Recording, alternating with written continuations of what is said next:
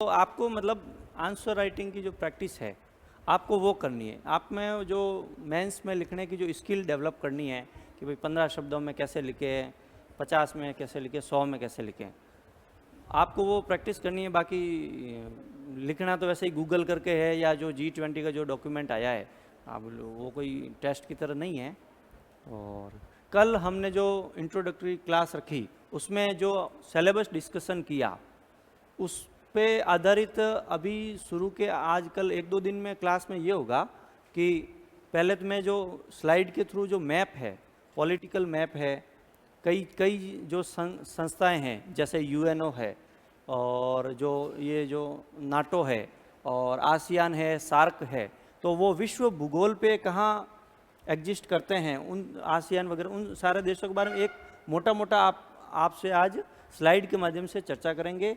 और इसके बाद में जो इसकी जो शब्दावली है, 2 दिन हम सिर्फ शब्दावली के बारे में मैं आपको बताऊंगा और आपको वो नोट डाउन करना है, ताकि जो सारी जो शब्दावली है, जैसे कि शीत युद्ध क्या है, अब शीत युद्ध के बारे में आप 25 शब्दों में क्या बेस्ट आंसर लिख सकते हो, ये मैं आपको तो शुरू के जो आज और कल 1-2 दिन क्लास होगी ये इसके बारे में ही होगी। और आज सबसे पहले जो 10-12 जो मैं स्लाइड बना के लाया हूँ वो मैप के बारे में है। हालांकि जो ये जो मैप है ये जिनके ज्योग्राफी है वो ज्योग्राफी वालों को दिक्कत नहीं होगी, उन्होंने खूब, आपके मेंस की ज्योग्राफी हो गई है क्या? विश्व भूगोल, भौतिक भूगोल नहीं हुआ है। तो वैसे आपने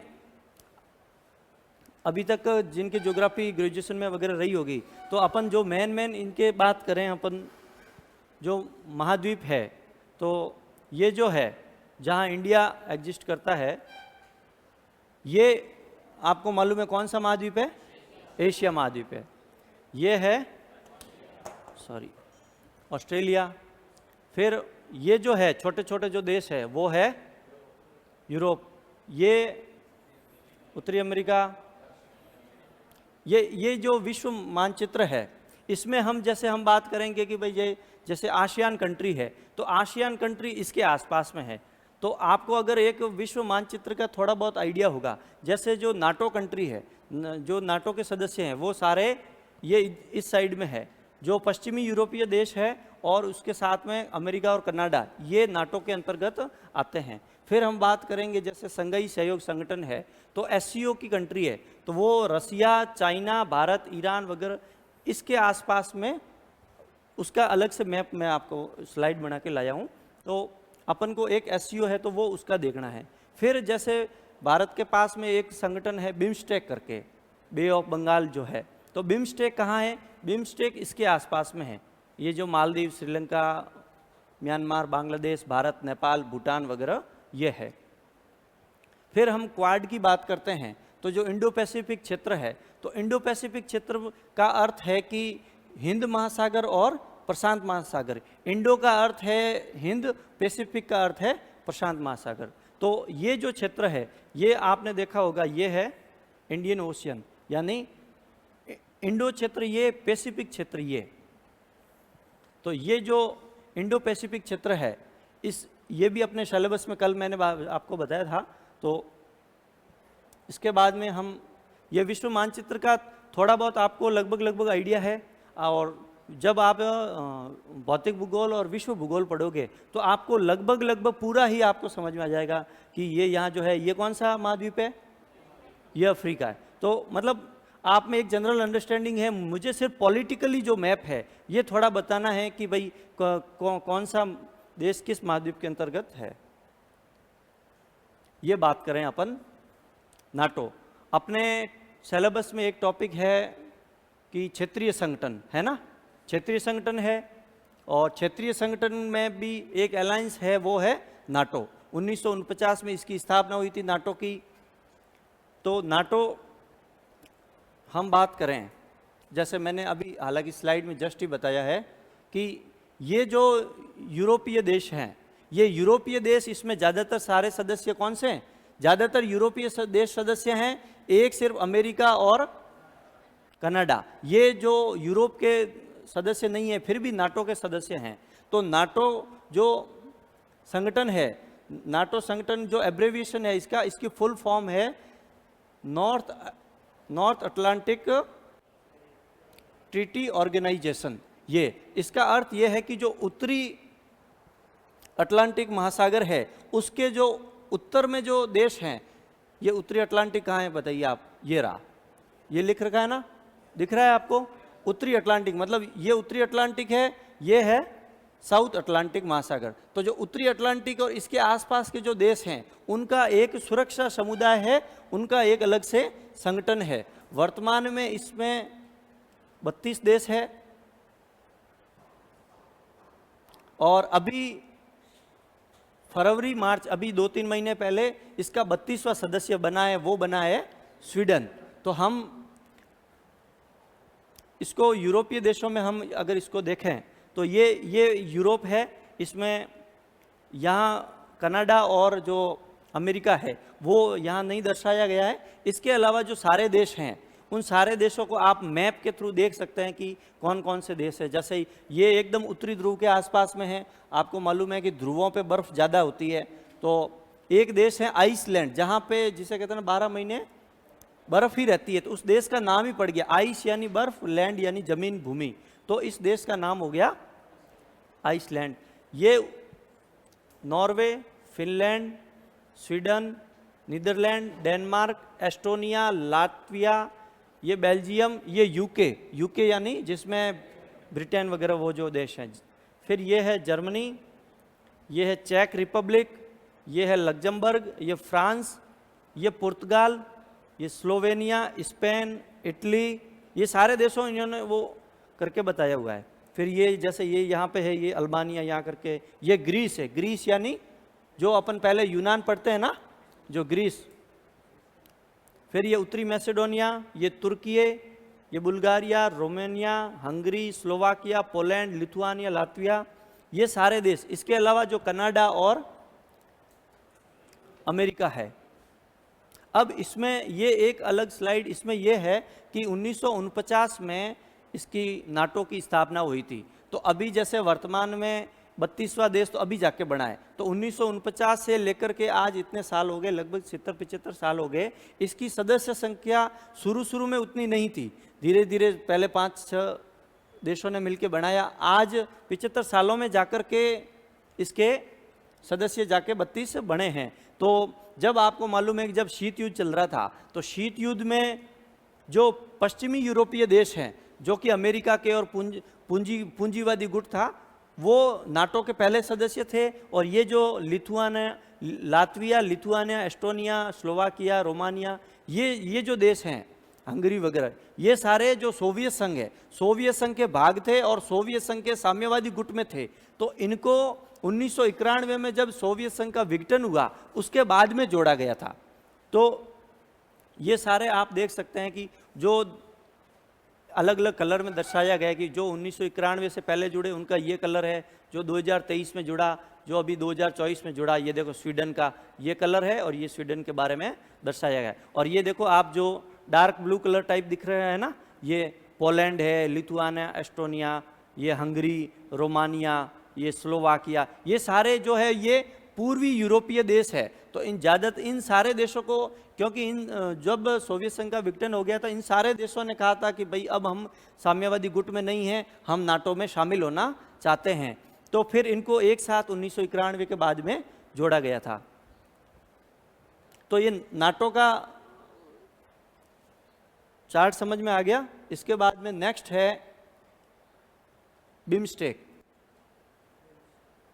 बिम्स्टेक का अपने टॉपिक है वही जो रीजनल क्षेत्रीय संगठन है, उसके अंतर्गत जो साउथ ईस्ट एशिया है उसमें बिम्स्टेक आता है। तो बिम्स्टेक की फुल फॉर्म और इसके बारे में सारी डिटेल्स हम पढ़ेंगे। 1997 जून में इसकी स्थापना हुई थी। इसके कौन कौन से देश सदस्य हैं, तो ये इसका जो मैप है इसमें बिल्कुल इजी है। भारत का जो मैप है उसी के आसपास में ये देश हैं, जिसमें पहला तो है इंडिया, दूसरा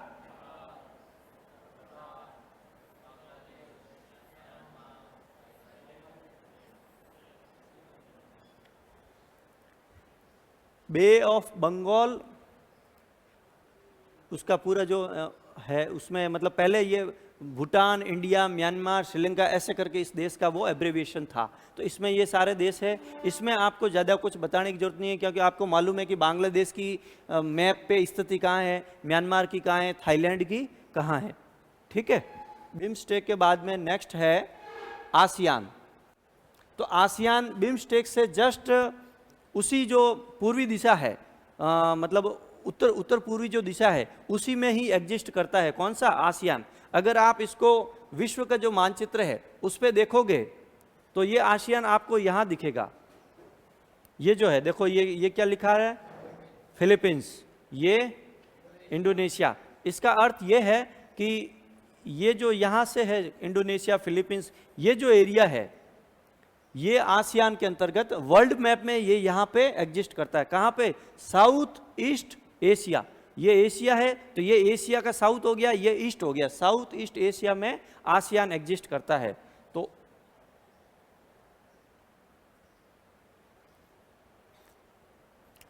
इसमें आप देखिए यहाँ इस साइड में तो इसके है कौन सा? हिंद महासागर, और इस साइड में है, और इसके जो बीच में है वो है दक्षिणी चीन सागर। दक्षिणी चीन सागर इसलिए क्योंकि ये चीन के दक्षिण में पड़ता है, और यहाँ पे सबसे ज़्यादा चीन अपना प्रभाव बनाने की कोशिश करता है। वियतनाम वगैरह देशों को, मतलब उनकी संप्रभुता का हनन करता है। इसीलिए यहाँ पर इन देशों का चीन के साथ में खूब विवाद भी है। तो जो आसियान कंट्रीज हैं, आसियान कंट्रीज में आपको दिख रहा है कि ये म्यांमार, जो म्यांमार की सीमा भारत के आसपास लगती है। ये थाईलैंड, म्यांमार और जो थाईलैंड है वो अपने बिम्स्टेक में भी है। अपन ने देखा था ना अभी, म्यांमार, थाईलैंड बिम्स्टेक में। ये रहे, ये म्यांमार, थाईलैंड। तो इसका अर्थ ये है कि ये भारत है, इसके जस्ट पास में बिम्स्टेक है, और इससे जो आगे होगा ये जो एरिया, ये कंट्रीज वगैरह दिख रहे हैं, ये सारे आसियान कंट्रीज हैं, जिसमें म्यांमार, थाईलैंड, ये Malaysia, Singapore, Indonesia, Cambodia, Brunei, Vietnam, Philippines और लाओस। टोटल गिनो कितने हो गए? कितने हो गए? हाँ, तो आसियान में कितने कंट्रीज हैं? लेकिन 10 शुरू से नहीं थे। सीधी बात है, जब ये बना था उसमें इसमें 5 ही कंट्री थे, बाद में धीरे धीरे जोड़े गए। जैसे ये कंबोडिया है, ब्रुनेई है, इन सभी को बाद में जोड़ा गया था। कंबोडिया तो सबसे लास्ट में जोड़ा था। आसियान के बाद में एक और संगठन है, संघाई सहयोग संगठन। तो संघाई सहयोग संगठन में आप देखिए ये कहाँ एग्जिस्ट करता है। एक तो रसिया, इधर है चाइना। तो आप वर्ल्ड मैप खोलोगे तो रसिया और चाइना के आसपास के जो देश है वहाँ पे संघाई सहयोग संगठन के, ये कहाँ है देखो, ये रहा, ये पहले मिट जाएगा। अच्छा, ये चलो, ये इसका अर्थ ये है कि ये जो चाइना है, ये रसिया है, ये इंडिया है, इंडिया भी है, ईरान वगैरह। तो मतलब अगर हम मोटे मोटे तौर पे देखें तो ये जो एरिया है इसमें जो आसपास के जो देश हैं, उज्बेकिस्तान जो वगैरह, कजाकिस्तान, और ये जो देश हैं ये इसके एससीओ के सदस्य हैं।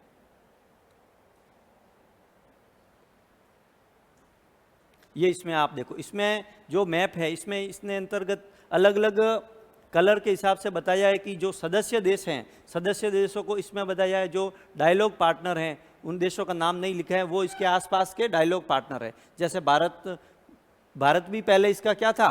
डायलॉग पार्टनर था। फिर भारत पाकिस्तान दोनों को एक साथ में 2017-18 में एससीओ की सदस्यता दी गई। तो सबसे पहले ये जब बना था उसमें ये जो चाइना है, रसिया है, ये 2-4 देश ही थे।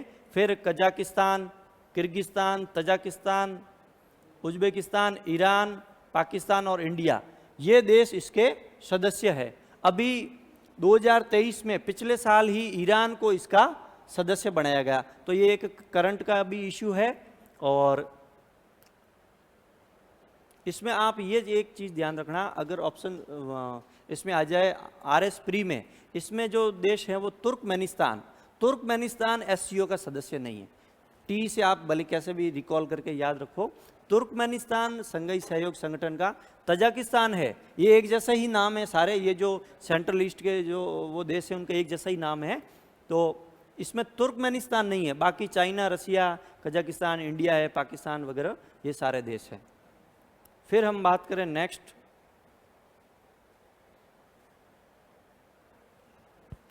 खाड़ी सहयोग परिषद। ये कहाँ पे है? अपन ने बात की थी ना, दुबई है, कतर है, ओमान है, सऊदी अरब, ये जो सारे देश हैं इनको सामान्य भाषा में खाड़ी देश भी कहा जाता है। कहा जाता है कि नहीं? तो ये अगर हम विश्व मानचित्र में इसको देखें,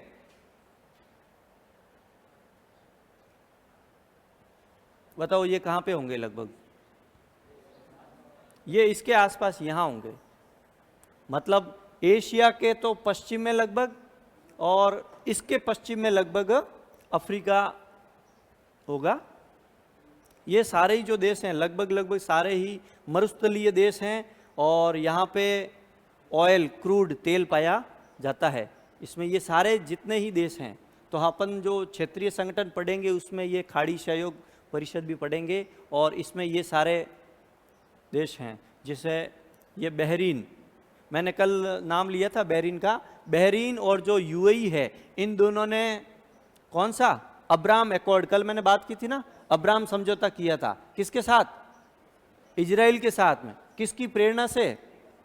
डोनाल्ड ट्रंप की। तो वो ये वही देश बहरीन है। बहरीन, ये यूएई, ये सऊदी अरब, ये सऊदी अरब की ये रियाद राजधानी है, इसकी दोहा, और ये कुवैत, कुवैत की राजधानी कुवैत सिटी है। ये पर्शियन गल्फ है, और ये कतर देश है, ये मस्कट है, ये ओमान है। ये इधर इसकी साइड में इधर आगे आ जाएगा हिंद महासागर, पीछे है ये क्या? लाल सागर। ठीक है, तो ये पर्शिया की जो खाड़ी है इसके आसपास में, ये इस गल्फ के कारण इसको गल्फ कॉरपोरेशन काउंसिल कहते हैं। ठीक है,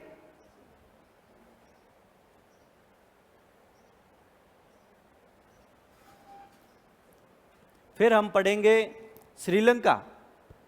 श्रीलंका के जो कुछ बंदरगाह वगैरह हैं, यह आपने देखा होगा मैप पे, मुझे नहीं लगता आपको बताने की जरूरत है। भारत के जो मैप है उसके जस्ट नीचे ऐसा है कि नहीं? तो ये श्रीलंका देश है। श्रीलंका के आपने नाम सुना होगा, कल मैंने बात भी की थी शायद, जो बेल्ट एंड रोड इनिशिएटिव है चाइना का, जो चाइना की जो पॉलिसी है वो स्ट्रिंग ऑफ पर्ल्स नीति, उसके अंतर्गत उसने हम्बनटोटा जो बंदरगाह है, जो कि श्रीलंका के एकदम दक्षिण दिशा में है, बिल्कुल आप देखो सबसे दक्षिण दिशा में, और यहाँ से जो जहाज हैं, पूरी दुनिया के जहाज यहाँ से होते हुए जाते हैं। तो जहाज़ों में भी जैसे पिछले अफ्रीका महाद्वीप से वहाँ से कहीं से तेल, इन्होंने जैसे जहाज में तेल भरवाया होगा, तो इनको ईंधन की जरूरत पड़ती होती, तो कहीं न कहीं से तो इनको रुकना पड़ेगा ना। तो इनका जो नेक्स्ट स्टॉप होता है ये इसके आसपास में 2-3 बंदरगाह ही होते हैं। तो यहाँ पे अगर कोई इतना बड़ा जहाज आएगा, रुकेगा, तो सीधी बात है पार्किंग चार्ज तो लगेगा, कुछ न कुछ तो लगेगा ही। तो इसीलिए इस बंदरगाह का निर्माण कौन कर रहा है? 99 साल के लिए चाइना ने इस ले लिया था। एक ये है गाले, गाले बंदरगाह भी है, और एक जो कोलंबो जो इसकी राजधानी भी, ये भी इसका बड़ा बंदरगाह है। एक ट्रिंकोमाली करके इसका बंदरगाह है, और ये बाकी ये दोनों छोटे छोटे हैं। और ये आप अंतर्राष्ट्रीय राजनीति में आपने पढ़ा होगा, इंदिरा गांधी की सरकार के समय 1974-75 में एक द्वीप था, कच्छा तीवु द्वीप, आपने सुना है, पढ़ा है ना? तो ये कच्छा तीवु द्वीप वहाँ यहाँ है, देखो आप, ये इंडिया है, ये श्रीलंका है। ठीक है, आप अगर इसको यहाँ देखो तो यहाँ है, दोनों देशों के बीच में है, एक छोटा सा द्वीप है कच्छा तीवु द्वीप। ये यहाँ ये है रामेश्वरम। रामेश्वरम अभी आपने सुना ही होगा, अपना भारत का जो सबसे मतलब दक्षिणतम बिंदु है, ये इधर रामेश्वरम है। ये मन्नार आइलैंड है, मन्नार भी सुना, मन्नार बहुत खूबसूरत जगह है। हालांकि समुद्र के आसपास के सारे ही स्थान बहुत खूबसूरत होते हैं। तो ये जो कच्छा तीवु द्वीप है, ये विवाद का कारण इसलिए था कि भारत कह रहा था कि ये द्वीप हमारे अंडर में पड़ता है, श्रीलंका कह रहा था। तो ये शुरू से ही, जब 1947 में भारत आज़ाद हुआ उस समय से ये विवादित द्वीप था। हालांकि ये एकदम खाली द्वीप था, कोई जिसे कहते हैं लोगों का निवास नहीं था, सिर्फ और सिर्फ भारत के मछुआरे आपको मालूम है जो साउथ में बहुत जहाँ पे समुद्री इलाका होता है उसके आसपास में मछली पालन वगैरह खूब होता है। तो जो भारत के मछुआरे हैं वे यहाँ से मछली पालन के लिए जाते थे। और आपको भी मालूम है जैसे नाव वगैरह चला रहे हैं तो आदमी अगर 3-4 घंटे के लिए कहीं जाता है तो आधा घंटा रेस्ट करने की सोचता है। तो ये बीच में ये एक जगह है द्वीप, वहाँ पे ये सिर्फ और सिर्फ स्टे करते थे। सुबह मछुआरे गए, जैसे ही उन्होंने मछलियों से पूरी नाव भर ली, अब सोच रहे हैं कि भाई हम आधा घंटा रेस्ट करेंगे, खाना वाना खा के फिर वापस इधर निकलेंगे, सिर्फ यहाँ पे स्टे करते थे। ऐसे कैसे श्रीलंका के भी मछुआरे आते थे, ठीक है। तो ये विवाद का कारण इसलिए था कि जब भारत के मछुआरे वगैरह जाते थे तो श्रीलंका उनको भगा देता था, कई बार मछुआरों को मार भी दिया। तो ये विवादित द्वीप था। फिर आखिर भारत सरकार ने ये कहा कि भाई छोटा सा द्वीप है, यहाँ पे वैसे ही कोई रहता नहीं है, अगर हम इस द्वीप को श्रीलंका को गिफ्ट कर देंगे, श्रीलंका को कह देंगे हाँ भाई ये आज से तेरा। अभी तक तो दोनों ही कह रहे थे नहीं मेरा है मेरा है, अगर हम इसको कर देंगे हो सकता है अपना श्रीलंका से संबंध सुधर जाए। तो विदेशी संबंध सुधारने के लिए इंदिरा गांधी सरकार के समय 74-75 में इस द्वीप को किसको दे दिया गया? श्रीलंका को। कच्छातीवु द्वीप ये है।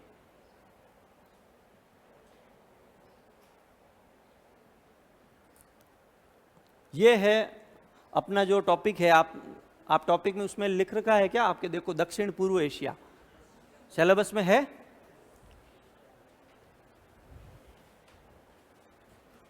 तो ये दक्षिण पूर्व एशिया है जो विश्व मानचित्र में हमने अभी बात की थी ना, जो आसियान है, आसियान दक्षिण पूर्व एशिया में ही एक क्षेत्रीय संगठन है जिसमें अभी ये जो कंबोडिया है, वियतनाम है, दक्षिणी चीन सागर है, ये सारा इसी साइड है, ये लाओस है, ठीक है। तो ये और ये साउथ चाइना, ये इसका इंग्लिश वर्जन ही है, इसमें सारे वही देश है जो ये साउथ चाइना सी है, ये फिलीपींस, वियतनाम, मलेशिया, इंडोनेशिया वगैरह ये है। और ये जो लाइन है, ये लाइन ये बता रही है कि ये चाइना की क्लेम लाइन है। ये इस क्षेत्र में पूरा जो ये है, ये जहाँ से दिख रहा है ना पूरा साउथ चाइना सी, ये सारा विवादित इसलिए है क्योंकि इस पूरे एरिया पे चाइना कह रहा है कि मेरा अधिकार है, इसीलिए ये विवादित है।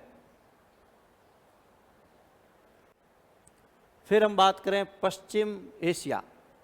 पश्चिम एशिया में आपने कुछ नाम सुने होंगे। अभी जैसे कल मैंने शायद बात की थी कि भाई जो भारत है उसने जो चाइना की जो स्ट्रिंग ऑफ पल्स नीति है उसके काउंटर करने के लिए भारत ने भी ईरान में एक बंदरगाह लिया था। कौन सा? चाबहार बंदरगाह। तो ये और डुकम पोर्ट ओमान में पड़ता है, ये डुकम पोर्ट भी भारत ने लिया है। ये जब हम पढ़ेंगे भारत की विदेश नीति पढ़ेंगे ना तो उसमें ये सारी चीज़ें आएगी। डुकम पोर्ट है, डुकम पोर्ट ये यहाँ ओमान के इस साइड में है, यह भी एक बंदरगाह है। ये है चाबहार बंदरगाह जो ईरान, ये जो आपको दिख रहा है ना ईरान इस साइड, ये ईरान के साउथ में है।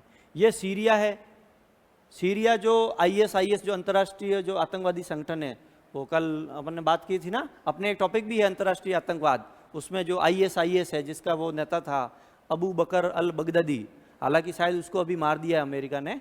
तो ये सीरिया है। तो ये IS है, ये सबसे ज़्यादा ये IS ये सबसे पहले यहाँ से ही शुरुआत हुई थी। ये एक तुर्कीय देश है, ये अर्मेनिया और नागोरो काराबाग क्षेत्र, ये अर्मेनिया और अजरबैजान। अभी शायद आपने सुना होगा कुछ दिन पहले ईरान के राष्ट्रपति का हेलीकॉप्टर मिस हो गया था। 4-5 दिन, किसको ये घटना के बारे में मालूम नहीं, ये बताओ? 5-6 दिन पहले ही बात है, किसने नहीं सुना पेपर में? अपनी क्लास कल से शुरू हुई है, उससे पहले किसको मालूम था? हाथ खड़े करके बताओ कि ईरान के राष्ट्रपति का कुछ ऐसा हो गया था। फिर 12 घंटे बाद में जाके ईरान ने हाँ भरी, हाँ भाई हमारे जो राष्ट्रपति है वो चले गए।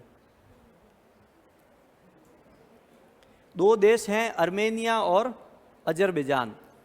तो अर्मेनिया दिख रहा है, उसके उधर साइड है वो अजरबैजान है जिसमें ये जो विवादित क्षेत्र है इसका सपोर्ट कर रहा था अर्मेनिया अजरबैजान के जो है उसमें एक देश का सपोर्ट कर रहा था कौन? इजराइल, और एक का कर रहा था ईरान। तो इसीलिए वहाँ ईरान ने कुछ विकास कार्य करवाए थे, जैसे शायद रोड डेवलपमेंट या बांध वगैरह बनाया था, तो ईरान ने अपने पैसों से तो उसका निरीक्षण करने गए थे। और शायद जो अंतर्राष्ट्रीय मीडिया वो ये कहता है कि भाई इजराइल के विरुद्ध ईरान था, और इसीलिए हो सकता है कि वो जो इजराइल की जो खुफिया एजेंसी है, क्या नाम है उसका, मोसाद, मोसाद ने हमला करवा के राष्ट्रपति को मरवाया। तो ये पश्चिम एशिया है।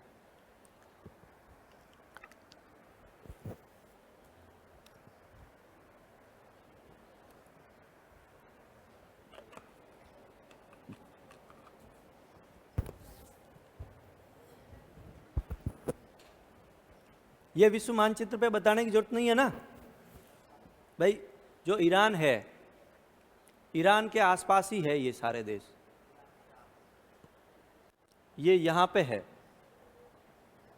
ये इंडिया, पाकिस्तान, पाकिस्तान के जस्ट बाद में ये यहाँ ईरान। तो ये जो एरिया है ये पश्चिमी एशिया में इसमें आता है। फिर हम बात करें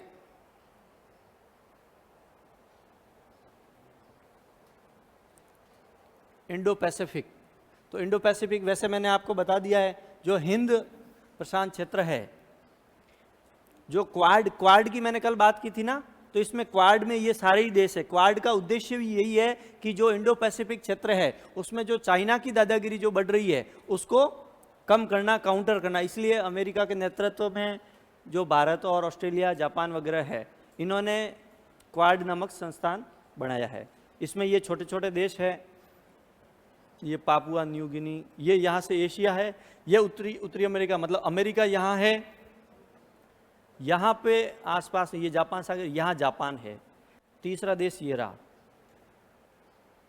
1 2 3, चौथा कौन सा है अपने क्वाड में, ऑस्ट्रेलिया, अच्छा हाँ इंडिया, ये यहाँ, जैसे यहाँ मान लो ये चारों देश। मतलब ये जो एशिया प्रशांत क्षेत्र है, मतलब यहाँ जो हिंद महासागर है और यहाँ जो प्रशांत महासागर है, ये इस क्षेत्र में, क्योंकि जहाँ पे देश होते हैं, लैंड होती है ना, ज़मीन होती, वहाँ पे तो क्या है कि फिक्स होता है कि ये इंडिया के क्षेत्र में, तो दूसरा देश उस पर मतलब कब्जा नहीं करता या क्लेम नहीं करता कि भाई। लेकिन जो समुद्र है, समुद्र जो संधियाँ बनी हुई उसमें यह कहा गया कि समुद्र है वो सारों के लिए खुला है। तो यहाँ पे जैसे ये समझो कि ये खाली प्लॉट है, यहाँ पे हर कोई चाहता है, क्योंकि यहाँ से भी समुद्र है तो इसके अंदर से ऑयल भी निकल सकता है, मछलियाँ पालन है या हर चीज़ लोग कुछ न कुछ तो समुद्र के अंदर होता ही है। तो यहाँ पे हर आदमी चाहता है, भले ही जैसे अमेरिका के नज़दीक नहीं भी लग रहा हो तो भी अमेरिका चाहेगा कि यहाँ पे मेरी दादागिरी हो, मेरे अनुसार चले, कम से कम यहाँ से जो जहाज चल रहे हैं तो मेरे से कम वो मेरे को टैक्स ही दे के जाए। तो इस प्रकार समुद्र पे हर देश उस पर क्लेम करना चाहता है और समुद्री मार्गों पे अपना नियंत्रण करना चाहता है। फिर हम बात करेंगे कि जो बेल्ट एंड रोड इनिशिएटिव है, ये 2014-15 में चीन ने शुरू किया था और इसके अंतर्गत उसने जैसे भारत को घेरने के लिए स्ट्रिंग ऑफ पल्स नीति भी अपनाई थी, वो भी बात करेंगे।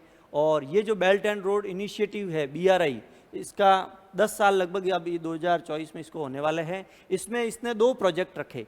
पहला रखा सिल्क रोड इकोनॉमिक बेल्ट और दूसरा है maritime silk road initiative. Silk का अर्थ क्या होता है? रेशम। रेशम सबसे ज़्यादा विश्व में उत्पादित करता है और आज से नहीं कई सालों से करता है।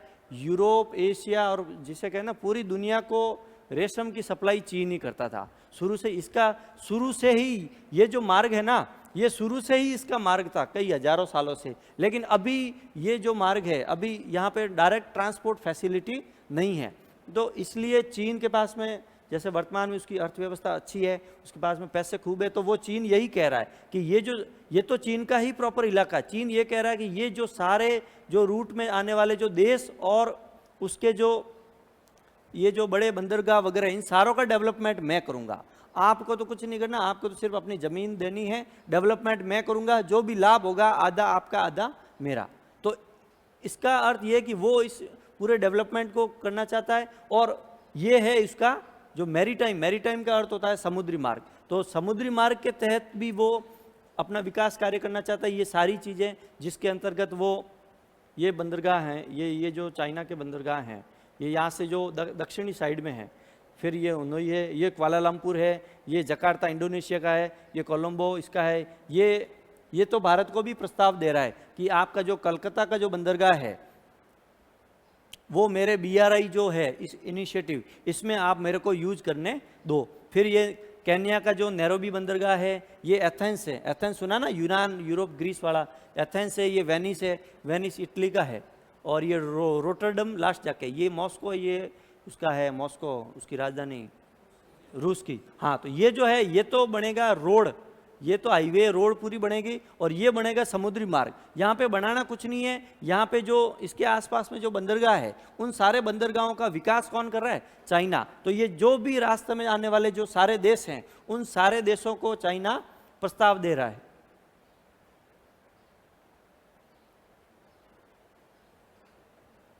ये है इजराइल। अभी हम जो बात कर रहे हैं, इजराइल क्या है कि जो एशिया और जो अफ्रीका है उन देशों में बहुत प्रभावशाली देश माना जाता है। इसका फिलिस्तीन से विवाद चलता ही रहता है, और जिस प्रकार कैसे चाइना भारत को हमेशा प्रभावित करता रहता है, उसी प्रकार से ये इजराइल अपने आसपास के सारे देशों को प्रभावित करता रहता है। इसका कारण ये है कि एक तो जो इजराइल है वह है यहूदी देश, और इसके आसपास के जो सारे पड़ोसी देश हैं वो क्या है? मुस्लिम कंट्री है, ठीक है। तो इसीलिए, और इसका फिलिस्तीन से विवाद चलता ही रहता है। ये जो छोटा सा एरिया वगैरह है, ये जो यरूशलेम है, यरूशलेम एक शहर है, ठीक है, और इस पे ये सारे ही मतलब क्लेम करते हैं। फिलिस्तीन कहता है हमारा है, और ये जो इजराइल कहता है ये हम। तो ये फिलिस्तीन करके जो देश हैं ये छोटा सा, इसी के अंदर ये बस यही दिख रहा है, यही फिलिस्तीन है। और इसको फिलिस्तीन को अभी मान्यता पूरी तरह से नहीं मिली है, जैसे ये यूएनओ का सदस्य नहीं है, और कई देश फिलिस्तीन को वगैरह नहीं मानते हैं, क्योंकि इसका कोई भौतिक अस्तित्व नहीं है। आप राजनीति विज्ञान पढ़ोगे तो राज्य है ना, राज्य के 4 अस्तित्व होते हैं। जैसे भारत एक राज्य है, स्टेट है, तो 4 चीज़ें होती है। फिलहाल एक सम्मेलन हुआ था, उस सम्मेलन में मॉन्टेविडो सम्मेलन हुआ, उसमें कहा गया कि कोई भी देश जो मतलब राज्य है उसको अगर राज्य कहलाना है तो उसके लिए उसके पास में 4 चीज़ें होनी चाहिए। एक तो एक स्थायी उसका फिक्स टेरिटोरियल एरिया होना चाहिए, जैसे भारत की सीमा है, सीमा फिक्स है ना भारत की। और एक वो संप्रभु होना चाहिए। संप्रभु का अर्थ है कि भारत पे भारत का ही अगर शासन है, भारत के लोगों का ही शासन है, तो वो देश माना जाएगा, ठीक है। तीसरा है कि उसकी एक निश्चित सरकार होनी चाहिए। सरकार होने का अर्थ है जैसे भारत में अभी केंद्र की जो सरकार है तो वो दिख रही है। और चौथा है कि उसमें लोग होने चाहिए, लोग मतलब लोगों का निवास हो। तो ये इन जो 4 मानक हैं, स्टैंडर्ड हैं, उन 4 मानकों पे फिलिस्तीन अभी इसलिए खरा नहीं उतरता है क्योंकि बाकी सारी चीज़ें हैं, लेकिन जो उसका जो जिसे कहते हैं टेरिटरी है, अभी टेरिटरी अभी उसका कुछ स्थायी नहीं है, विवादित है। इसीलिए अभी उसको यूएनओ और कई संस्थाओं का उसको इसीलिए सदस्य नहीं बनाया गया है। तो ये जो इजराइल देश है इसके आसपास आप देख रहे हो कि ये जो इसकी जॉर्डन, सीरिया, लेबनान और मिस्र, ये रहा, ये लेबनान, ये सीरिया, ये इसके आसपास में ये जॉर्डन, और दूसरा एक रह गया ये इसकी इससे स्थलीय सीमा, और जो जलीय सीमा है ये इसके आसपास में ये इससे लगती है।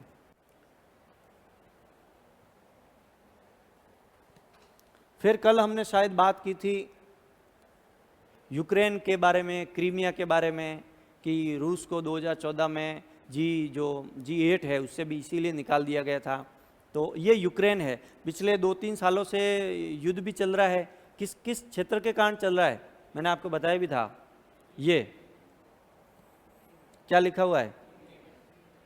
क्रीमिया एक क्षेत्र है। जैसे आप मानो कि भारत में एक छोटा सा, जैसे मान लो कि भाई पंजाब एक क्षेत्र है, तो भारत ने जब भारत का विभाजन हुआ तो पंजाब को आपको मालूम है कि 2 हिस्सों में बांट दिया गया था। जो पूर्वी पंजाब है अपने हिस्से आ गया। पाकिस्तान में आज भी पंजाब है, उसका एक बहुत बड़ा राज्य भी है पाकिस्तान में पंजाब, ठीक है। तो जब 1954 में जब यूएसएसआर बना हुआ था उस समय रसिया ने ये यूक्रेन को दे दिया था, क्रीमिया 1954-55 के आसपास में दे दिया था। एज ए भाई हाँ मैं बड़ा भाई हूँ, तेरे को जरूरत है, ये जो क्षेत्र है मेरे दूर पड़ता है, तेरे नज़दीक पड़ता है, एज ए उसको क्रीमिया गिफ्ट कर दिया था। कब? 1954 में। लेकिन पता नहीं उसको क्या सूझी, 2014 में क्रीमिया पे वापस अधिकार कर लिया और अपनी सेनाएं भेज दी। और क्रीमिया में, जिसे कल मैंने बात की था ना, जनमत संग्रह के तहत यहाँ के लोगों से जनमत संग्रह करवा के अपने हाँ भरवा लिया। जनता ने कहा कि भाई हाँ हम खुद ही रूस में शामिल होना चाहते हैं, ऐसा करके उसने यूक्रेन से ये ले लिया। फिर यूक्रेन के जो पीछे ये जो है पोलैंड, स्लोवाकिया, हंगरी, रोमानिया, ये सारे देश आपने अभी नाटो में देखे होंगे। नाटो देखा ना? इसका अर्थ ये है कि यहाँ यूक्रेन के जस्ट पीछे ये जो है यूरोप, पश्चिमी यूरोप, ये सारे कंट्री है वो सारे नाटो में है। और नाटो जो संगठन है, नाटो संगठन की जो उसकी जो मतलब धाराएं हैं, उसमें ये कहा गया है कि भाई जो नाटो के सदस्य देश हैं, अगर किसी एक भी देश पे अगर आक्रमण हो गया तो नाटो की जो सम्मिलित सेना है उस सारे उस पर आक्रमण करेगी, उसको शत्रु राष्ट्र समझ के।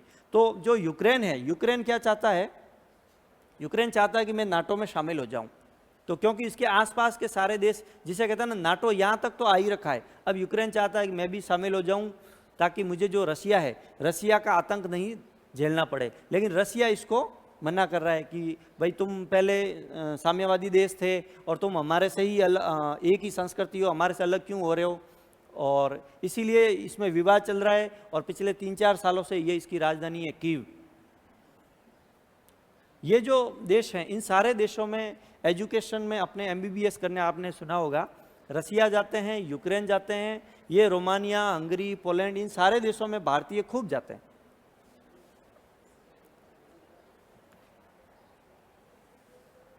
ठीक है, ये स्लाइड के थ्रू मैंने थोड़ा प्रयास किया है कि आपको जो विश्व मानचित्र है उसके बारे में थोड़ा आइडिया लगे। अब आज हम थोड़ा इसके अलावा बात करेंगे कुछ शब्दावली की। जैसे आपके एग्जाम्स में भी आता है कि 15 से 20 शब्दों में आपको आंसर देना है। तो नाटो क्या है? अब नाटो के बारे में आपको 15 या 20 शब्दों में लिखना है तो क्या लिखोगे? तो कुछ ऐसी शब्दावली जो आपके डायरेक्ट और इनडायरेक्ट रूप से आपके सिलेबस में है और आपको उसका संभावित आंसर आना ही चाहिए। ये सारे टॉपिक जब आगे वापस सारे आएंगे तो उस समय हो सकता है ये शब्दावली में आपको वापस भी लिखाऊं, और आप लिखना चाहो तो लिख देना, नहीं तो यहाँ से भी याद कर देना। तो जो कॉमन शब्दावली है जो अपने सिलेबस में आती है, ये सारी शब्दावली हम आज लिखेंगे। ठीक है, आप लिखना शुरू करिए।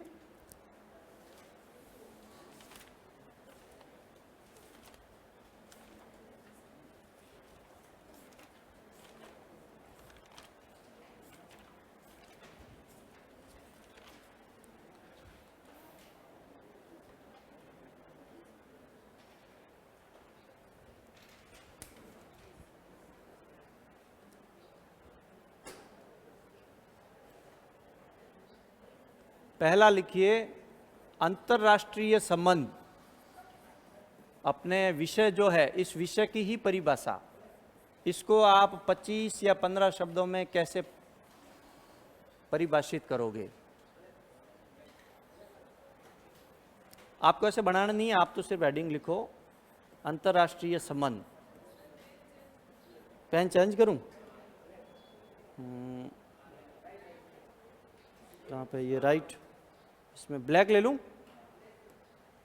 सहयोग, जैसे ये मिट जाएगा। हेडिंग लिख लिया आपने, अंतर्राष्ट्रीय संबंध।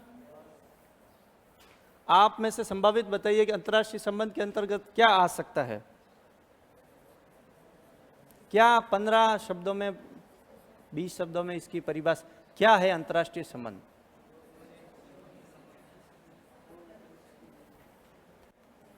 क्या सिर्फ संबंध मतलब सिर्फ सहयोग ही होता है, या विवाद भी होता है, युद्ध भी होता है, लड़ाई भी होती है, झगड़े सारे होते हैं?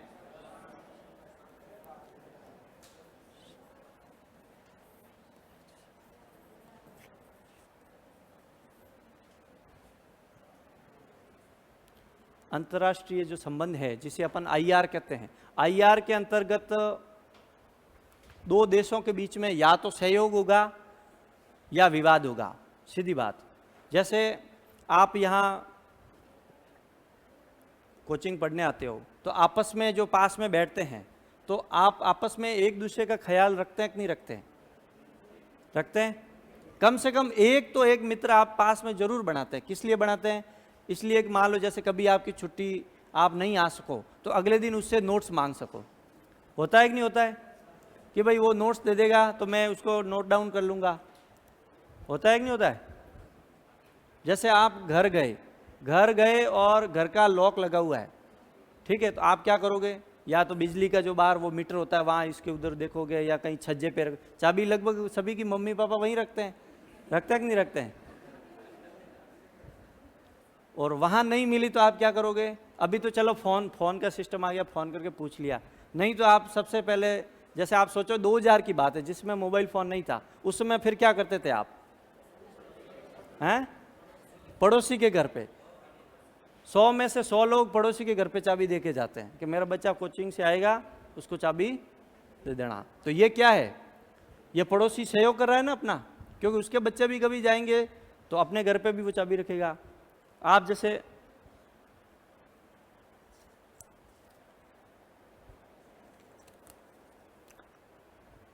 जैसे घर गए, आपको मम्मी ने कह दिया कि भाई आज घर की पूरी सफाई करनी है, 4 दिन बाद में दीपावली है, तो पूरे घर को झाड़ू पोछा आप लगाओगे और पूरे मतलब पानी कर दोगे। पानी करके वो पानी निकल के चला गया गली में, और पड़ोसी के घर के उसके हो सकता है आपका घर ऊंचा और उसका घर नीचा हो, तो उसके घर के आगे बन जाएगा, क्या बन जाएगा? तालाब बन जाएगा। हो सकता है 2 दिन बाद में दीपावली के दिन वहाँ मछलियाँ तैरे। तो वो फिर वही पड़ोसी जिसने आपको चाबी दी थी 2 दिन पहले, वो अब आपसे क्या करेगा? झगड़ा करेगा। तो मतलब पड़ोसी से 2 ही चीजें होती है, या सहयोग होता है या। तो इसी प्रकार जो अंतर्राष्ट्रीय संबंध है उसमें भी जो देश हैं वो पड़ोसी होते हैं, तो उनके बीच में भी यही होता है, या तो सहयोग होता है या। आप खुद देखो भारत के चाइना के साथ में दोनों चीजें, सहयोग भी है और सहयोग किस प्रकार से? आपस में दोनों व्यापार करते हैं, खूब इंपोर्ट एक्सपोर्ट दोनों चीज़ें करते हैं। हालांकि ये है कि भारत ज़्यादा इंपोर्ट करता है, एक्सपोर्ट उतना नहीं करता है, और लेकिन कई दूसरे देश है जैसे भारत पाकिस्तान, तो भारत पाकिस्तान के बीच में भी आपको मालूम है व्यापार भी खूब होता है, आपस में लड़ते झगड़ते भी। जिस दिन से पैदा हुए, मैं तो पाकिस्तान को समस्या ही कहता हूँ, वो देश तो है ही नहीं, भारत के लिए तो वो एक प्रकार की समस्या ही है। तो फिर भी आपको मालूम है लगभग टमाटर है, प्याज है, खूब ऐसी चीज़ें हैं जो पाकिस्तान से अभी भी आती है, खूब आती है, और भारत के यहाँ से भी खूब जाती है। ठीक है, तो जो देशों के बीच में जो संबंध है वे उसके उसके 2 फंक्शन 2 ही है, या तो उनके बीच में सहयोग होगा और या उनके बीच में विवाद होगा। तो अंतर्राष्ट्रीय संबंध भी एक ऐसा ही विषय है। इसकी लिखो परिभाषा अंतर्राष्ट्रीय संबंध की। अंतर्राष्ट्रीय संबंध के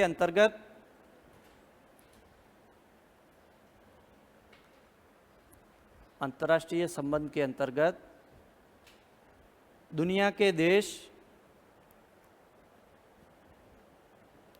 एक साथ संवाद करते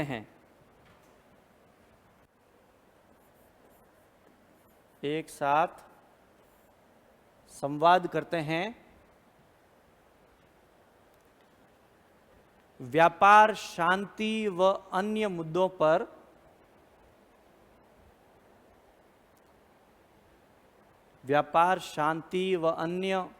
महत्वपूर्ण मुद्दों पर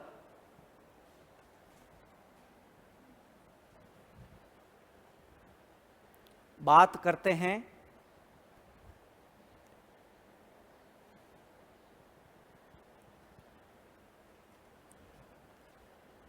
लिख दिया? व्यापार, शांति व अन्य महत्वपूर्ण मुद्दों पर बात करते हैं। देश कभी कभी आपस में सहयोग करते हैं,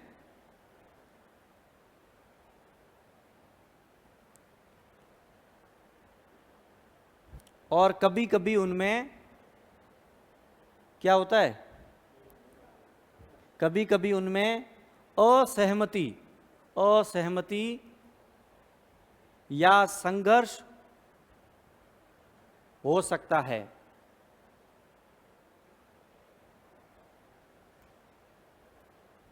जिसे हल करने की आवश्यकता होती है।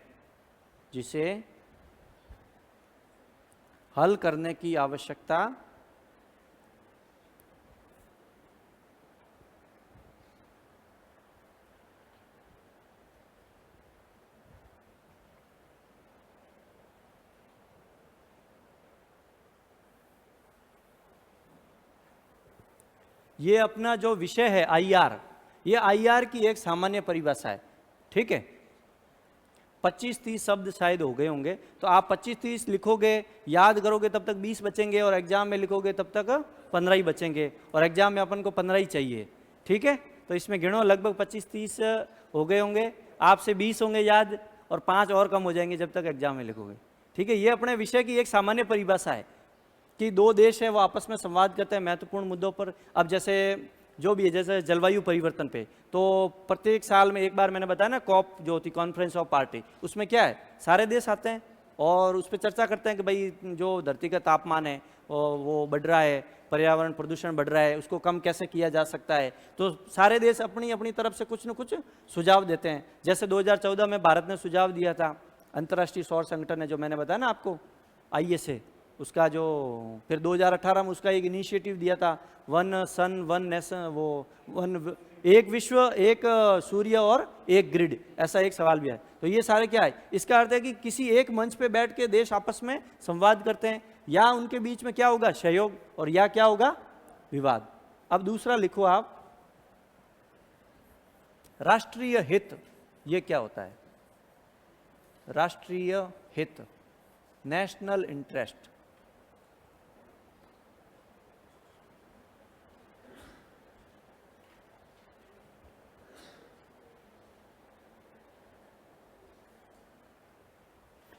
जो देश हैं वे अपनी तरह ही हैं। जैसे आपका क्या हित होता है? आपका हित यही है कि आपके जो लाभदायक कार्य होंगे, जो आपकी भलाई के कार्य होंगे, जो आपके लिए अच्छे कार्य होंगे, आप वही करना चाहोगे हमेशा। सही होता है कि नहीं होता है? आप ये थोड़ी चाहोगे कि ये मैं काम करूं और इससे मेरे को नुकसान हो, ऐसा कोई कार्य करना चाहता है क्या? तो उसी प्रकार से जो देश हैं, उसी देश के जो राष्ट्रीय हित है, नेशनल इंटरेस्ट, वही होते हैं, वही कार्य होते हैं कि जिससे उस देश का फायदा हो, उस देश का विकास हो, उस देश का जो विश्व है, विश्व के अंतर्गत उसकी प्रतिष्ठा बढ़े। तो राष्ट्रीय हित वही हित हैं और वही कार्य हैं जिसके वो जो कार्य करने से किसी देश के मतलब भलाई हो और उसके लिए अच्छा हो और उसकी प्रतिष्ठा बढ़े। तो लिखिए इसमें नेशनल इंटरेस्ट में, अंतर्राष्ट्रीय संबंधों में, अंतर्राष्ट्रीय संबंधों में राष्ट्रीय हित से तात्पर्य, राष्ट्रीय हित से तात्पर्य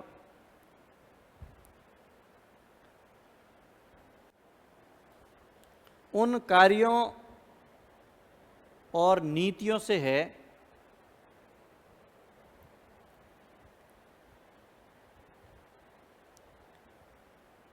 उन कार्यों और नीतियों से है। नीतियां यानी पॉलिसी, देश बनाता है ना पॉलिसी, जैसे क्या act east policy, look east policy. ये क्या है? ये एक देश अपने राष्ट्रीय हित को अपलिफ्टमेंट, उसको ऊंचा करने के लिए बनाता है। तो आपने लिखा कि उसकी कार्यों और नीतियों से है जो उसकी अपनी भलाई, जो उसकी अपनी भलाई, सुरक्षा और समृद्धि, समृद्धि को प्राथमिकता देते हैं।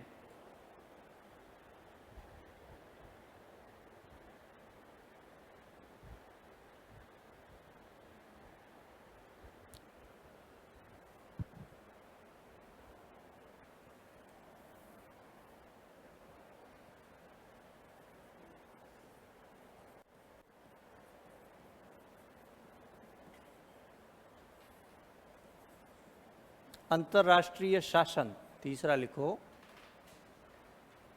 अंतर्राष्ट्रीय शासन।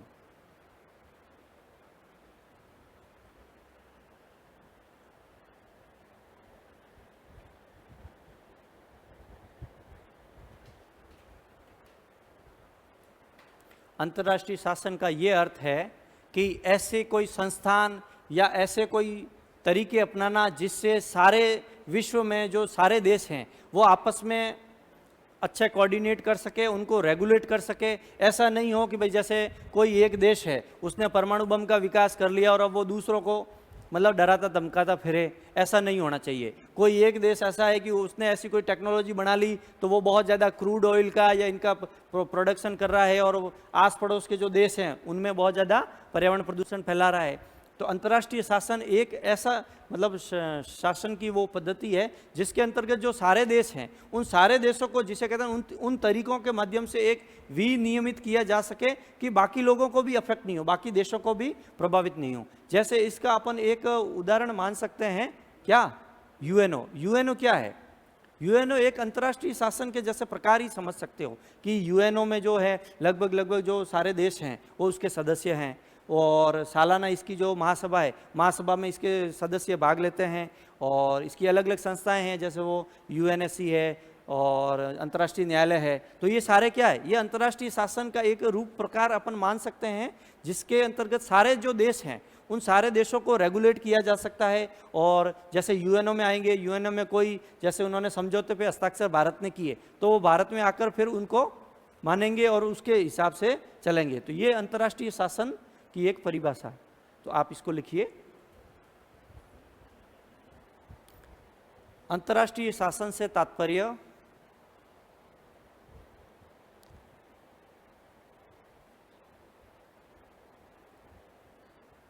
उस तरीके से है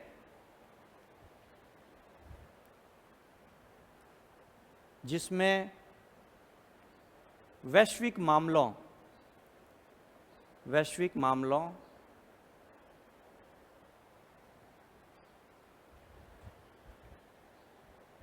व अंतर्राष्ट्रीय संबंधों को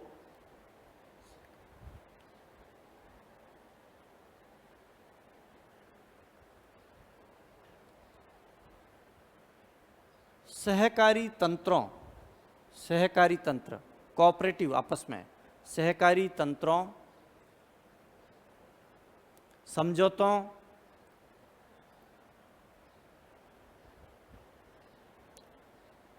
व संस्थानों के माध्यम से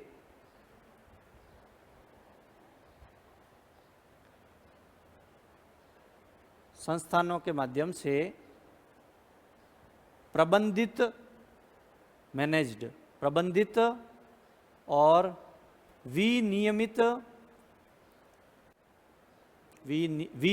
रेगुलेट कहते हैं, विनियमित किया जा सकता है।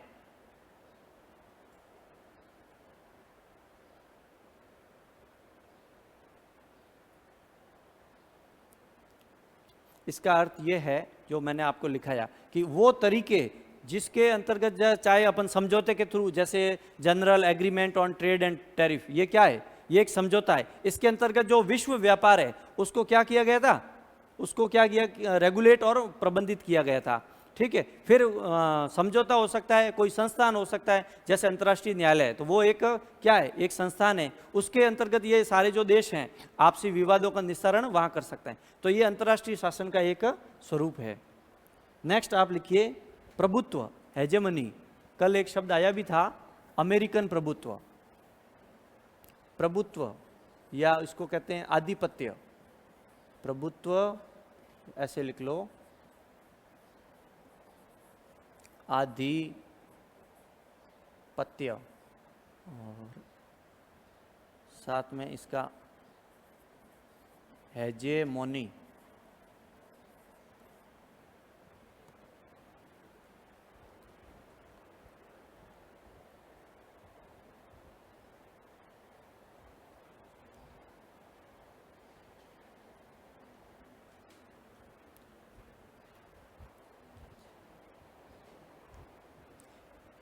हेजेमनी या प्रभुत्व का अर्थ है कि अंतर्राष्ट्रीय संबंधों में किसी एक देश या एक देशों का ऐसा समूह जो पूरे विश्व को डोमिनेट करे, बस वो कहे उसके हिसाब से ही चले, ये होता है प्रभुत्व या आधिपत्य। जिसमें वो सिर्फ सैनिक हो सकता है, वो सैनिक शक्ति में मजबूत हो सकता है वो आर्थिक शक्ति में मजबूत हो।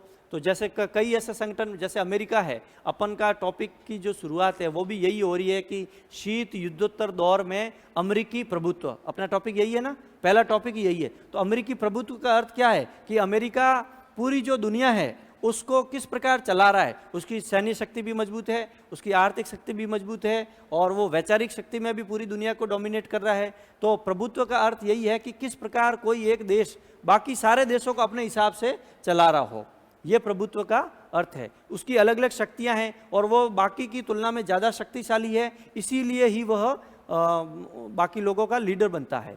तो लिखिए प्रभुत्व में अंतर्राष्ट्रीय संबंधों के संदर्भ में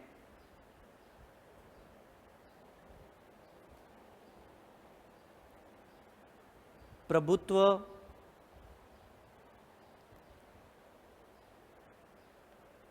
एक राज्य या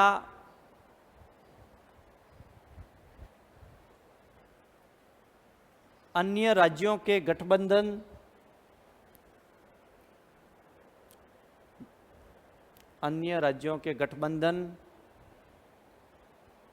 की प्रधानता या नेतृत्व को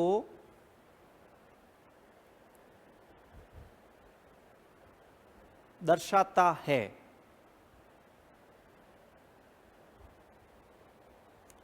यह प्रभुत्व केवल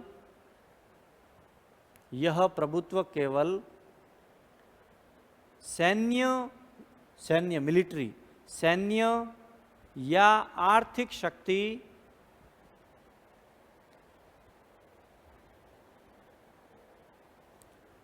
से परे फैला हुआ है। से बियॉन्ड इंग्लिश में कहते हैं ना, से परे फैला हुआ है, से परे फैला हुआ है,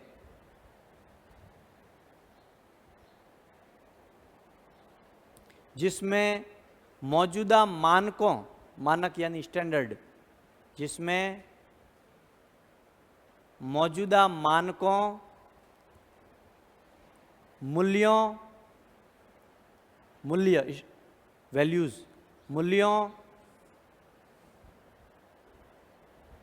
नियमों व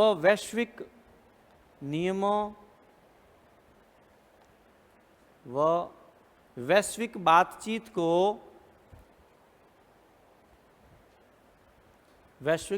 को नियंत्रित करने वाले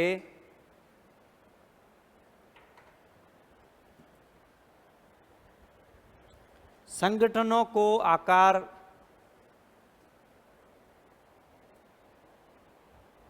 देने में प्रभाव शामिल है।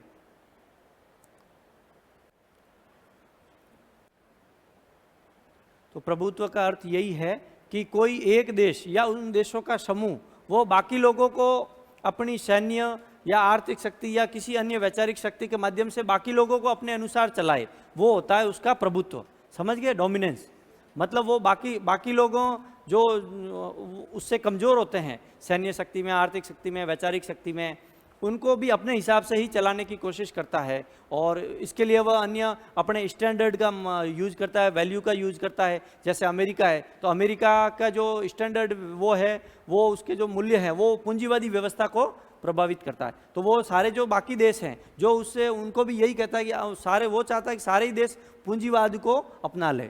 तो इसके लिए वो अलग अलग संस्थाओं का यूज करता है। संस्थाओं जैसे मैंने इसमें लिखा अंतर्राष्ट्रीय संस्थान, जैसे अमेरिका के नेतृत्व में अभी बात करें तो जो विश्व बैंक वगैरह है, तो विश्व बैंक वगैरह ये सारे क्या है, विश्व बैंक है, IMF है, ये सारे अमेरिका के प्रभुत्व के, जिसे कहते हैं ना अमेरिका के अंडर में ही है। आपको मालूम भी है कि जैसे आप भारत जब 1991-92 में जब एक प्रकार से जब दिवालिया हो गया था तो विश्व बैंक के पास में गया था, तो हमें उन्होंने क्या कहा था कि आप LPG लाओ। LPG यानी LPG, हाँ, तो वो विश्व बैंक के कहने से नहीं भारत ने अपनाया था, वो पीछे अमेरिका ने कहा। अमेरिका और LPG क्या है, LPG पूंजीवाद ही है, ठीक है। तो ये इस प्रकार से ये अमेरिका का डोमिनेंस ही है, ये अमेरिका का प्रभुत्व है कि वह भारत को मतलब उसकी इतनी आर्थिक शक्ति है कि वह विश्व व्यापार जो संगठन है उस संगठनों के माध्यम से बाकी लोगों को भी, बाकी देशों को भी रेगुलेट करने की कोशिश करता है। ये अमेरिका का प्रभुत्व दर्शाता है, ठीक है। नेक्स्ट लिखो एक, शीत युद्ध के बाद के युग में, शीत युद्ध के बाद के युग में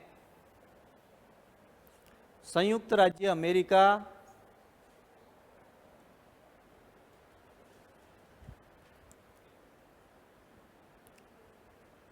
हाँ, ये हेडिंग है। अब इसके बारे में अपन को ये लिखना है कि भाई अमेरिका ने जो 1991 में जब यूएसएसआर का विघटन हो गया, उसके बाद में उसकी क्या हेजेमनी है, किस तरह उसने मतलब वो विश्व व्यवस्था को डोमिनेट कर रहा है, इसके अंतर्गत अपन को लिखना है कि लिखो आप, शीत युद्ध के बाद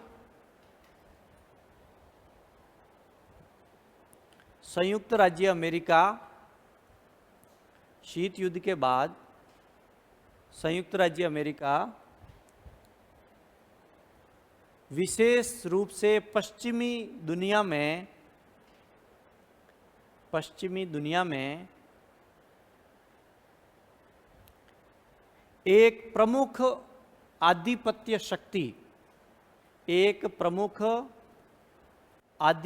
शक्ति के रूप में उभरा।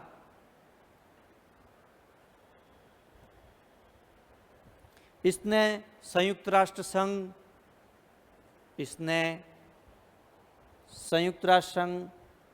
विश्व बैंक व अंतर्राष्ट्रीय मुद्रा कोष IMF व अंतर्राष्ट्रीय मुद्रा कोष जैसी संस्थाओं की स्थापना में महत्वपूर्ण भूमिका निभाई।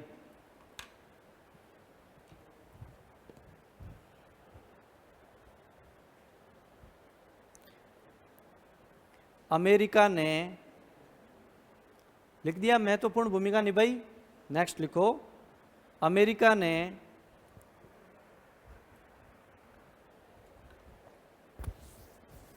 वैश्विक मानकों, ग्लोबल जो स्टैंडर्ड, वैश्विक मानकों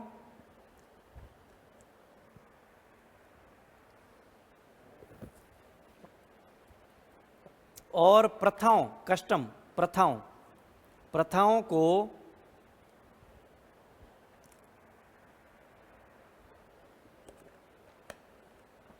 आकार देते हुए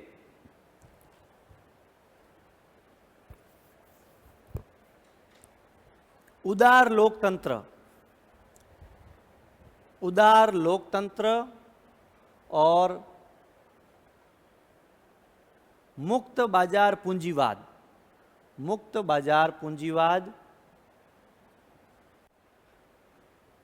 का समर्थन किया।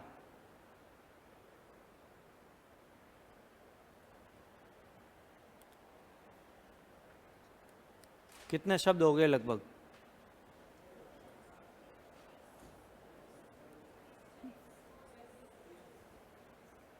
लगभग 25-30 तो हो ही गए होंगे।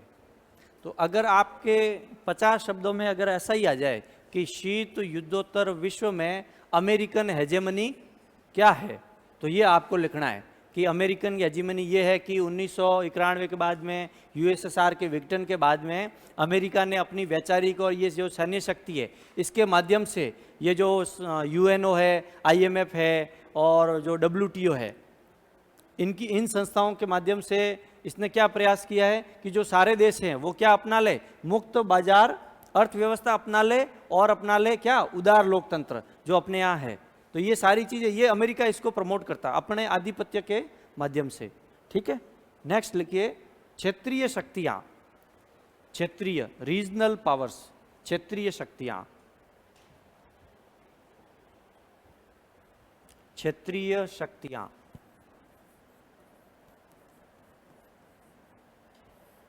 क्षेत्रीय शक्तियां।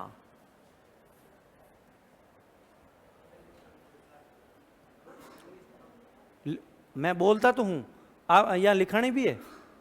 हाँ, आप भाई मेरे को तो आती है, मेरे को तो लगभग पूरा ही इंग्लिश में ही आता है। ठीक है, तो हाँ आपके लिए भी सही रहेगा, तो आप इसको लिखो। आप भले इसको ऐसा करना, जो देवनागरी होती है ना उसमें लिखना, जैसे रीजनल पावर है ना, तो आप उसको ऐसे लिखो,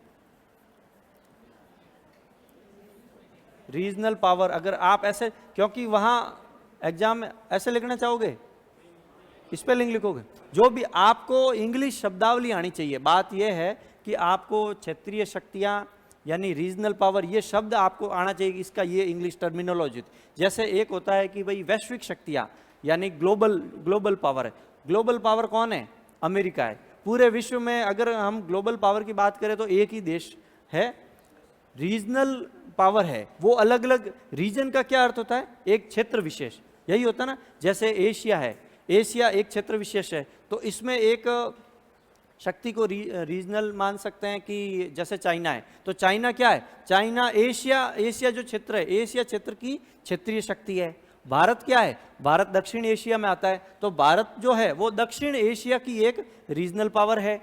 और जो जैसे अपन अमेरिका के नीचे बात करें, जो दक्षिणी अमेरिका महाद्वीप है, वहाँ पे जैसे ब्राज़ील है, तो वो भारत की तरह है, तो ब्राज़ील भी वहाँ के जो दक्षिण अमेरिका महाद्वीप है वहाँ की एक रीजनल शक्ति। मतलब उस शक्ति का अर्थ है कि वो जो उसका जो एक रीजन है, उसका जो क्षेत्र है, उसमें वो प्रभावशाली भूमिका अदा करता है। जैसे दक्षिण एशिया बात करें तो दक्षिण एशिया में सार्क संगठन है, उसके माध्यम से भारत अपने जो अपना प्रभुत्व है वो दर्शाता है। आपको भी मालूम है कि भारत के अलावा बाकी जो देश हैं जैसे पाकिस्तान है, बांग्लादेश है, ये सारे छोटे छोटे देश हैं। तो दक्षिण एशिया में सबसे बड़ा कौन है?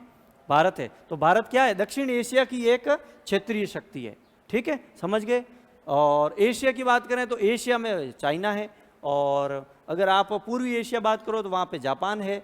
और पूरे विश्व में अगर ग्लोबल बात करो तो वो क्षेत्रीय शक्ति नहीं, वो होगी वैश्विक शक्ति। वैश्विक शक्ति होगी वो पूरे विश्व को डोमिनेट करती है, जो वर्तमान में अमेरिका ही है। ठीक है, तो इसमें लिखिए क्षेत्रीय शक्तियों। अंतर्राष्ट्रीय संबंधों में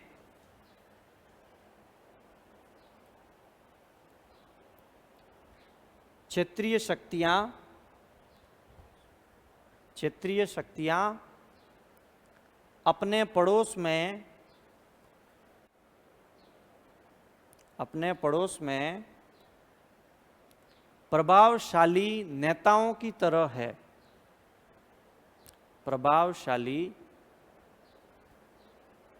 नेताओं की तरह है।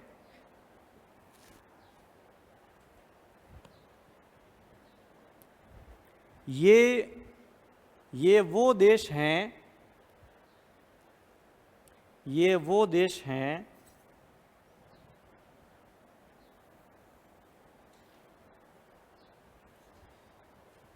जिनके पास किसी विशिष्ट क्षेत्र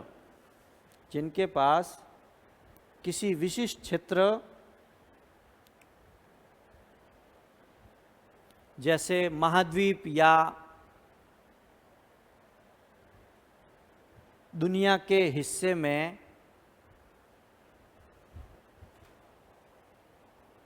महत्वपूर्ण ताकत व प्रभाव है।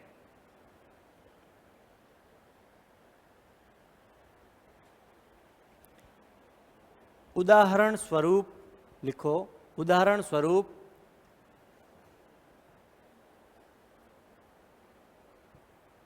दक्षिण एशिया में भारत,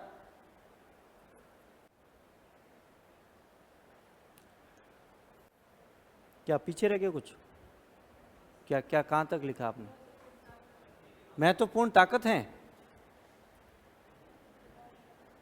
उसके बाद यही लिखा रहा हूं। उदाहरण स्वरूप दक्षिण एशिया में भारत और दक्षिणी अमेरिका में ब्राजील।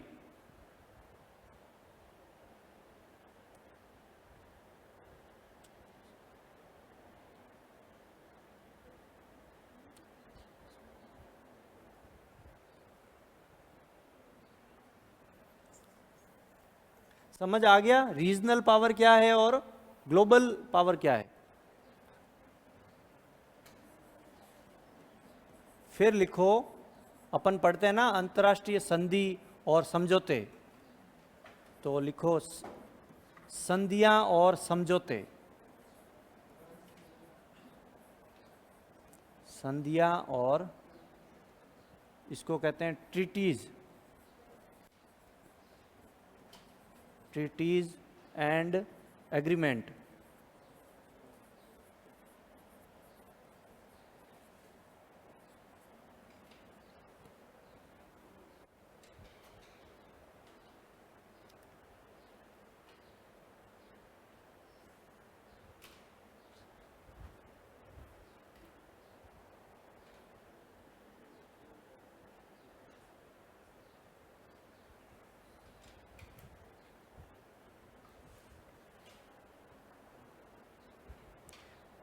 संधि समझौते के बारे में लगभग आपको मालूम ही है ये क्या चीज़ होती है।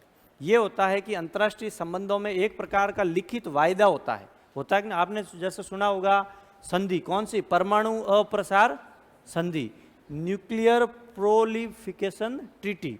इसमें क्या होता है, जैसे ये संधि हुई, उस संधि में जो सारे जो देश आए एक जगह इकट्ठे हुए, उन्होंने वहाँ लिखित हस्ताक्षर किए। जैसे भारत की तरफ से जो भी डिप्लोमेट गया उसने साइन किए कि हम परमाणु का प्रसार नहीं करेंगे, हम परमाणु परीक्षण नहीं करेंगे। ये क्या है? ये एक संधि है। ये संधि लिखित थी, लिखित में साइन कर दिए, उसके बाद में आपको ये सारे जो वायदे आपने किए वो मानने पड़ते हैं। ये होती है संधि। और समझौता भी इसी की तरह होता है, एग्रीमेंट कहते हैं जिसको। आप समझते हो एग्रीमेंट कॉन्ट्रैक्ट क्या होता है? जैसे अपन गेट की बात करें तो वो क्या है?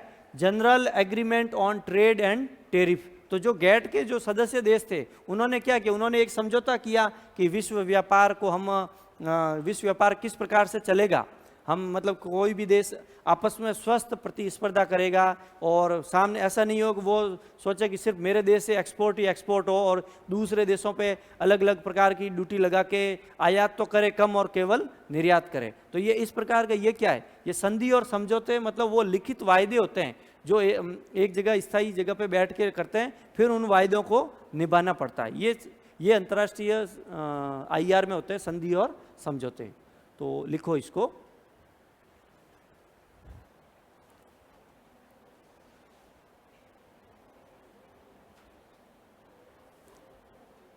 अंतर्राष्ट्रीय संबंधों में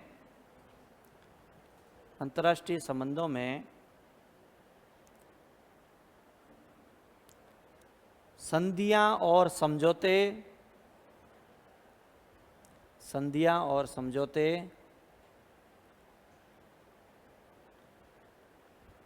देशों के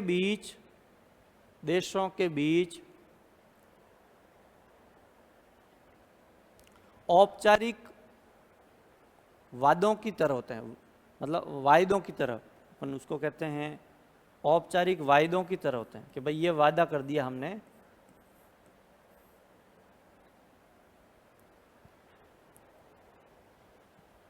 औपचारिक वायदों की तरह होते हैं।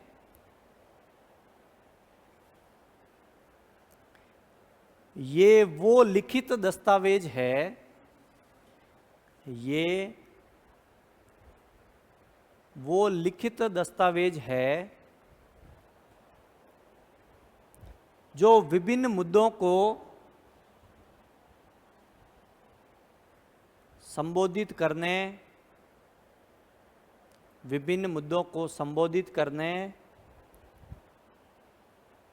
या विशिष्ट मामलों पर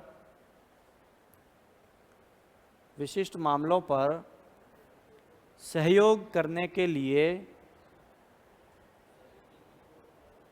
विभिन्न क्या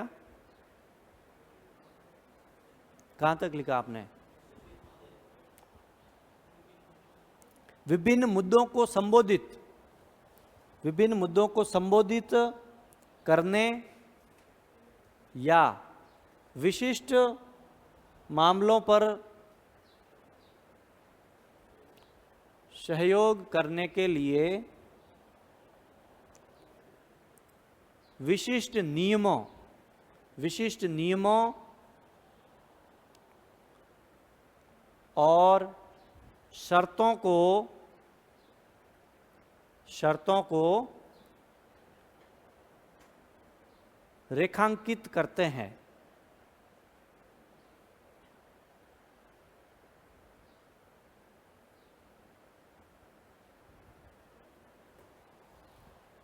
ये समझौते व्यापार और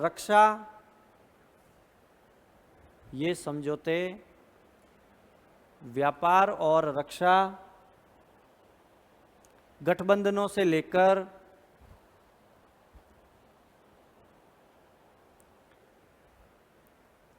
पर्यावरण संरक्षण और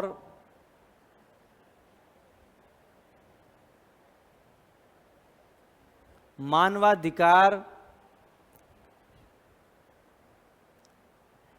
तक कई विषयों को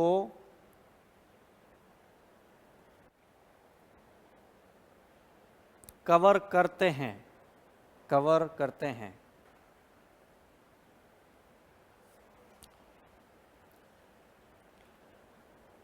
अब देखो इसमें मैंने क्या लिखाया है कि लिखित वायदे होते हैं और इन वायदों को मानना जरूरी होता है। इसमें कुछ विशिष्ट नियम होते हैं, शर्तें होती है। आपको मालूम है कि एग्रीमेंट और जो संधि, उसमें शर्तें यही होती है कि जैसे भाई अगर आपने ये इस नियम का उल्लंघन कर दिया तो आपको इस जो ग्रुप है या जो संस्थान है इससे हम आपको बाहर कर देंगे वगैरह। होता है कि नहीं होता है?